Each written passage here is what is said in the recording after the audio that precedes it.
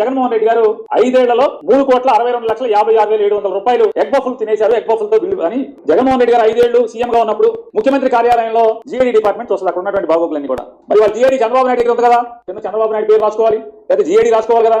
3,62,00,000 రూపాయలతో అని ఈడబెట్టి నీకు సిగ్గుంటే పేరుని వివేకానంద రెడ్డి గారిని చంపేసింది నారాజు రక్త చరిత్ర అని నువ్వు ప్రూవ్ చేయరా? కోడికత్తి పొడిచి చంపేబోడి చంద్రబాబు నాయుడు గారిని ప్రచారం చేశారు మీరు, దాన్ని ప్రూవ్ చేయరా?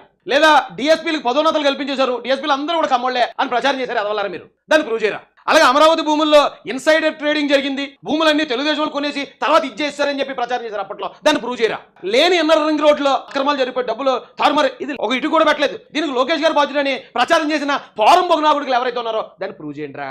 పోలవరం లేదు అక్రమాలు జరిపాయి, అన్యాయాలు జరిపాయని గగ్గోలు పెట్టారు ఎదవల్లారా, అట్లా ప్రూవ్ చేయండి రా. ఒరే ఇన్ని ఆరోపణలు చేసిన గలీజు ఎదవలో ఈ రోజున వచ్చేసి అది ఏదో జరిగిపోయిందండి మీద అబద్ధాలండి అన్నారేట్రా బాబు. చంద్రబాబు నాయుడు గారి మీద చేసిన ఒక ఆరోపణ ప్రూవ్ చేయండి ఎదవల్లారా.